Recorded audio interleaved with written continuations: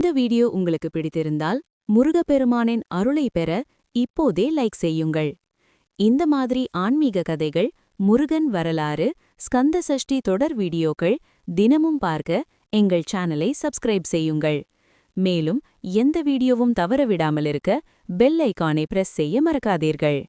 கந்த சஷ்டி என்பது ஒரு நோன்பல்ல, அது ஒரு வாழ்க்கை பாடம். மனிதன் தினமும் சந்திக்கும் சோதனைகளுக்குள்ளிருந்து தன்னை தூய்மைப்படுத்திக் கொள்ள உதவும் ஒரு ஆன்மீக வழி. இந்த 6 நாட்களும் நாம் வெளியிலிருக்கும் ஒரு அசுரனை எதிர்த்து போராடவில்லை. நம்முள் மறைந்திருக்கும் அகந்தி, கோபம், ஆசை, பயம், பொறாமை ஆகிய குணங்களை எதிர்த்துதான் இந்த விரதம் நடைபெறுகிறது. அந்த உள்நாட்டு யுத்தத்தின் முதல் நாள்தான் இன்று. முதல் நாள் என்பது எந்த பயணத்திலும் மிக முக்கியமான நாள். ஒரு விதை விதைக்கப்படும் நாள். அந்த விதை நல்ல நிலத்தில் விழுந்தால் அது வலுவான மரமாக வளரும். அதேபோல் கந்த சஷ்டியின் முதல் நாளில் நாம் எடுக்கும் மன உறுதிதான் அடுத்த 5 நாட்களின் ஆன்மீக அனுபவத்தை தீர்மானிக்கிறது. அதனால்தான் இந்த நாள் அமைதியும் பொறுமையும் சுய சிந்தனையும் நிறைந்த நாளாக இருக்க வேண்டும் என்று நம் முன்னோர்கள் சொல்லி வைத்துள்ளனர். பழங்காலத்தில் இந்த உலகம் தர்மத்தின் பாதையில் நடந்த காலம் ஒன்றிருந்தது. தேவர்கள், முனிவர்கள், மனிதர்கள் அனைவரும் தங்கள் கடமைகளை உணர்ந்து வாழ்ந்தனர். யாகங்கள் நடைபெற்றன. வேத ஒலி ஒலித்தது. இயற்கையும் மனிதனும் ஒரே சமநிலையில் இருந்தனர். ஆனால் அந்த சமநிலையை சிதைக்க ஒரு அகந்தி மெதுவாக உருவெடுத்தது.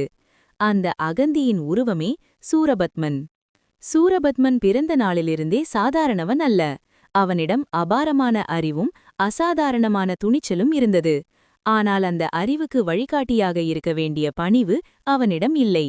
அவன் மனதில் ஒரே ஆசை, உலகத்தில் யாருக்கும் அடங்காத சக்தியாக மாற வேண்டும்.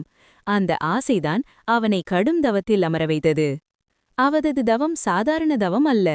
காற்று, மழை, வெயில், பசி, தாகம் எதுவும் அவனை அசைக்கவில்லை. அவன் கண்களில் ஒரே தீ, நான் சக்தி பெற வேண்டும் என்ற ஒரே எண்ணம். ஆண்டுகள் கடந்து, யுகங்கள் கடந்து அவன் தவத்தின் வெப்பம் தேவர்களையும் அச்சுறுத்தத் தொடங்கியது. இயற்கை அதிர்ந்தது. தேவர்கள் பயந்தனர். இந்த உலகத்தில் தவம் என்பது சக்தியை கொடுக்கும். ஆனால் அந்த சக்தியை எப்படி பயன்படுத்துகிறோம் என்பதே முக்கியம். தவம் செய்தால் தெய்வமாகிவிட முடியாது. தவம் செய்தால் சுத்தமான மனம் வர வேண்டும். ஆனால் சூரபத்மனின் தவம் அவனின் அகந்தியை மட்டும் வளர்த்தது. சிவபெருமான் அவனுக்கு முன் தோன்றியபோது சூரபத்மனின் கண்களில் பணிவு இல்லை, பயமும் இல்லை. இருந்தது ஒரே எதிர்பார்ப்பு, வரம். என்னை யாராலும் கொல்ல முடியாத வரம் வேண்டும் என்ற அவனது வார்த்தைகள் அவன் உள்ளத்தின் உண்மையான முகத்தை வெளிப்படுத்தின. சிவபெருமான் தர்மத்தின் காவலன். அவர் நேரடியாக அந்த வரத்தை அளிக்கவில்லை. சில வரையறைகளுடன் அவனை எச்சரித்துதான் வரமளித்தார். ஆனால் அகந்தை நிறைந்த மனம் எச்சரிக்கைகளை கேட்காது. வரம் பெற்றவுடன் சூரபத்மன் தன்னை எல்லாம் வல்லவன் என்று நினைத்தான். அந்த நினைப்புதான் உலகத்தின் அமைதியை சிதைக்க ஆரம்பித்தது. அவன் தேவர்களை அடக்க ஆரம்பித்தான். தேவலோகத்தில் பயம் பரவியது. யாகங்கள் நின்றன. முனிவர்கள் தங்கள் தவங்களை நிறுத்தினர். பூமியில் தர்மம் குலைந்தது. மனிதர்கள் துன்புற்றனர். அகந்தி அதிகாரமாக மாறியது. இந்த நிலையை பார்த்த தேவர்கள் இறுதியாக சிவபெருமானிடம் சரணடைந்தனர். அவர்களின் கண்களில் கண்ணீர், மனதில் நம்பிக்கை. பிரபுவே, இந்த உலகத்தை காப்பாற்றுங்கள் என்ற ஒரே வேண்டுகோள். இங்கேதான் கந்த சஷ்டியின் உண்மையான பொருள் தொடங்குகிறது. உலகம் இருளில் மூழ்கும்போது ஒளி அவதரிக்க தயாராகிறது. அந்த ஒளி இன்னும் பிறக்கவில்லை. ஆனால் அது உருவாகும் முன் உலகம் தன்னை தயார்படுத்திக் கொள்ள வேண்டும். அந்த தயார்படுத்தும் நாள்தான் ஸ்கந்த சஷ்டியின் முதல் நாள். இந்த நாளில் நாம் உணர வேண்டியது ஒன்று. என் வாழ்க்கையில் நான் எங்கு அகந்தியாக நடந்து கொண்டேன், எங்கு கோபத்தால் தவறு செய்தேன் என்ற இந்த சுய பரிசோதனைதான் முதல் நாள் விரதத்தின் அடித்தளம். வேல்முருகா, எங்கள் உள்ளங்களில் உள்ள அகந்தியை உணர செய். அதை அழிக்கும் சக்திக்கு எங்களை தயார்படுத்து.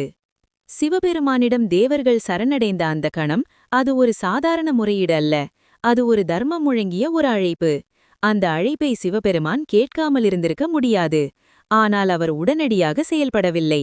ஏனெனில் தெய்வீக செயல்பாடுகள் அவசரத்தில் நடைபெறுவதில்லை. ஒவ்வொரு அவதாரத்துக்கும் ஒரு காலம் இருக்கிறது. அந்த காலம் முழுமையடையும் போதுதான் சக்தி வெளிப்படும். அதனால்தான் சூரபத்மனின் அகந்தி இன்னும் சில காலம் வளர அனுமதிக்கப்பட்டது.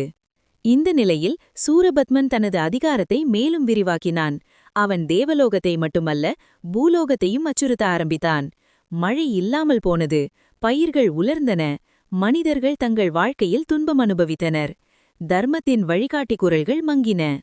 இந்த நிலையை பார்த்த முனிவர்கள் தங்கள் தவங்களை அதிகரித்தனர். அவர்கள் யாகங்கள் செய்து வேத மந்திரங்களை ஓதினர்.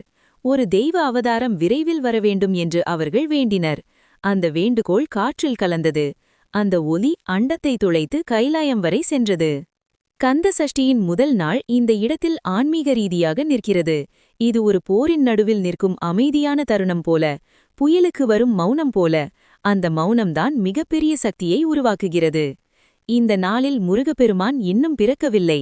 ஆனால் அவர் அவதரிக்க வேண்டிய காரணங்கள் எல்லாம் ஒன்றாக சேர்ந்துவிட்டன. உலகத்தின் வேதனை, தேவர்களின் கண்ணீர், முனிவர்களின் தவம் எல்லாம் சேர்ந்து ஒரு தெய்வீக அழைப்பாக மாறியுள்ளது. இந்த நாள் நம்முடைய வாழ்க்கையிலும் அதே அர்த்தத்தை கொண்டது. நம்முடைய வாழ்க்கையில் பிரச்சனைகள் உச்சத்தில் இருக்கும்போது நாம் விரக்தியடைகிறோம். ஆனால் அதே தருணம்தான் மாற்றத்தின் தொடக்கம். அந்த மாற்றத்திற்கு நாம் மனதளவில் தயாராக இருக்க வேண்டும். ஸ்கந்த சஷ்டியின் முதல் நாள் அந்த மன தயார்படுத்தும் நாள். இன்று நாம் எதையும் உடனடியாக எதிர்பார்க்க வேண்டாம். இன்று நாம் அமைதியாக இருக்க வேண்டும். நம்முள் நடக்கும் போராட்டங்களை உணர வேண்டும். என் வாழ்க்கையில் என்ன தவறு நடக்கிறது என்று நேர்மையாக சிந்திக்க வேண்டும். இந்த நாளில் முருகப்பெருமானை ஒரு போர் வீரனாக நினைக்க வேண்டாம். அவரை ஒரு தெய்வீக சிந்தனையாக நினையுங்கள். ஒரு மாற்றத்தின் சின்னமாக நினையுங்கள். அந்த மாற்றம் முதலில் நம்முள்தான் தொடங்க வேண்டும். முருகப்பெருமானின் அவதாரம் என்பது வெளியே நடக்கும் ஒரு நிகழ்வல்ல. அது ஒவ்வொரு மனிதனின் உள்ளத்திலும் நடக்கும் ஒரு அனுபவம். அகந்தி குறையும்போது, கருணை வளரும்போது, உண்மை பேசும் துணிச்சல் வரும்போது அங்கே முருகன் பிறக்கிறார். இந்த உணர்வோடுதான் ஸ்கந்த சஷ்டியின் முதல் நாளை நாம் முடிக்க வேண்டும். இது முடிவல்ல, இது இன்னும் ஆழ்ந்த பயணத்தின் நடுப்பகுதி மட்டுமே.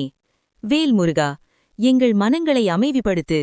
உன் அவதாரத்தின் ஒளியை உணரச் செய். கந்த சஷ்டியின் முதல் நாள் வெளியே நடக்கும் சம்பவங்களை விட உள்ளே நடக்கும் மாற்றங்களை உணரச் சொல்லும் நாள். சூரபத்மனின் அகந்தி எவ்வளவு வலிமையாக இருந்தாலும் அதற்கு பதிலாக உருவாகும் தெய்வீக சக்தி அமைதியாகவும் ஆழமாகவும் வளரத் தொடங்கியது. அந்த வளர்ச்சி கண்ணுக்கு தெரியாதது, ஆனால் அதன் விளைவு உலகத்தை மாற்றப்போகும் ஒன்று. சிவபெருமானின் தீர்மான மண்டமெங்கும் பரவிய பிறகு இயற்கையே ஒருவிதமான அமைதியை எடுத்துக்கொண்டது. புயலுக்கு வரும் மௌனம் போல உலகம் சில கணங்கள் நிசப்தமாக இருந்தது. அந்த நிசப்தம் வெற்றுமை அல்ல, அது ஒரு தெய்வீக சக்தியை தாங்கிக் கொண்டிருந்தது. அந்த சக்திதான் பின்னாளில் முருகப்பெருமானின் அவதாரமாக வெளிப்படப் போகிறது. இந்த தருணத்தில் பார்வதி தேவி தாயின் உள்ளத்தில் ஒரு புதிய உணர்வு தோன்றியது. அது பயமல்ல, அது மகிழ்ச்சியுமல்ல, அது பொறுப்புணர்வு. இந்த உலகத்தின் வேதனைக்கு முடிவு வர வேண்டும் என்ற ஒரு தாயின் உறுதி. அந்த உறுதிதான் சக்தியாக மாறி அடுத்த நாட்களில் நிகழப்போகும் தெய்வீக நிகழ்வுகளுக்கு தளம் அமைத்தது. பூலோகத்தில் இந்த நாளின் இரவில் பல மனிதர்கள் தங்கள் வாழ்க்கையை நினைத்து சிந்தித்துக் கொண்டிருந்தனர். சிலர் துன்பத்தில், சிலர் குழப்பத்தில், சிலர் நம்பிக்கையில். அவர்களுக்கு தெரியாமலேயே ஒரு தெய்வீக மாற்றம் அருகில் வந்து கொண்டிருந்தது. அந்த மாற்றத்தை உணர மனம் மட்டும் தயாராக இருக்க வேண்டும். ஸ்கந்த சஷ்டியின் முதல் நாள் இந்த மன தயார்பாட்டை உருவாக்குகிறது. இன்று நாம் பெரிய விரதங்களை செய்ய வேண்டியதில்லை. இன்று நாம் பெரிய பூஜைகளை செய்ய வேண்டியதில்லை.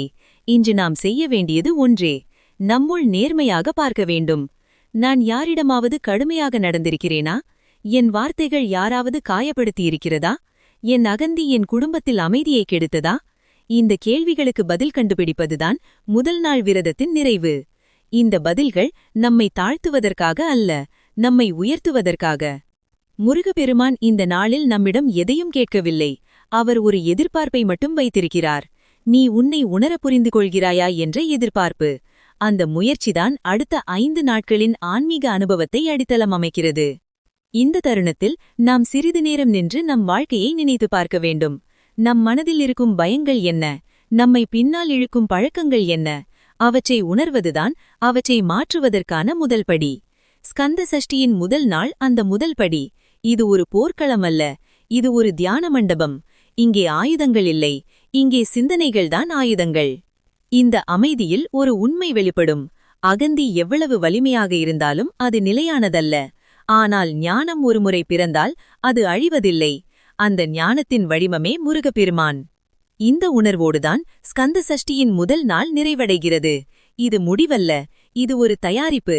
நாளை இந்த பயணம் இன்னும் ஆழமாக செல்லப் போகிறது. உலகத்தின் வேதனை தெளிவாக பேசப் போகிறது. அவதாரத்தின் ஒளி மெதுவாக தெரியத் தொடங்கப் போகிறது. அடுத்த வீடியோவில் தேவர்களின் துயரம் மற்றும் அவதாரத்தின் நெருக்கம் என்ற தலைப்பில் இந்த தெய்வீக தொடர் தொடரும். மீண்டும் சந்திப்போம். முருகப்பெருமானின் அருளால். வேல்முருகா.